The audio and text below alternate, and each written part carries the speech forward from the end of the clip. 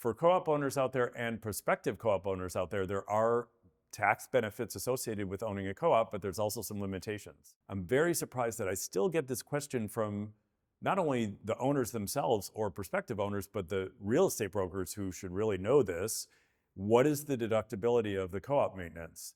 People ask that because a portion of the co-op maintenance includes real estate taxes, your share of the building's real estate taxes, and your share of the building's interest on the underlying mortgage on the building, which creates a potential deduction, but with limits.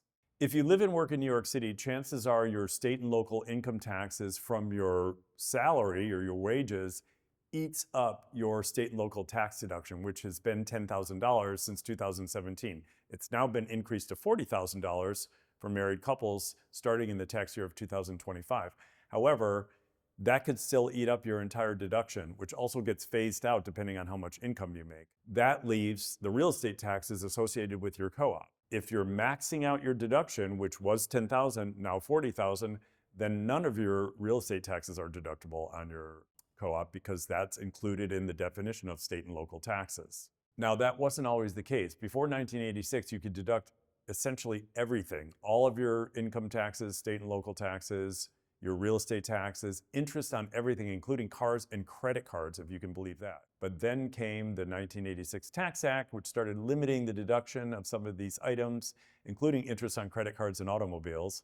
But you could still deduct your interest on your mortgage and your state and local income taxes and your real estate taxes. Then in 2017, the Trump administration came in and they limited the state and local tax deduction to $10,000, which is pretty low if you live in a high tax state like New York or California and you're working, because your state and local income taxes, again, are going to eat up your entire deduction. So your real estate taxes become no longer deductible.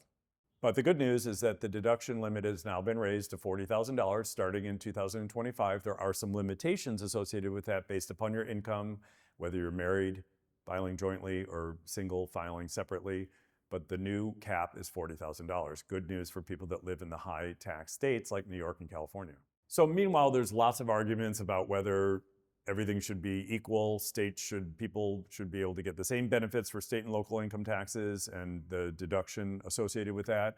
A lot of people think that New Yorkers are paying in too much. And in fact, New Yorkers pay something like 7.8% towards the national budget, although we're only 5.8% of the population, which means that we're paying more than the average US citizen in other states. But let's bring it back to real estate. Even though there's been some limitations implemented with respect to state and local income taxes, which includes your real estate taxes, there's also some limits about how much interest you can deduct on your mortgage.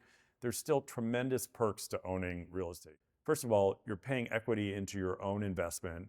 You are living in the investment. It's an asset that you can actually use, which I always say is different from the stock market. You can't live in your stock portfolio, but you get to live in your house. And lastly, any increased value goes into your pocket when you sell, a lot of which can be shielded from capital gains tax.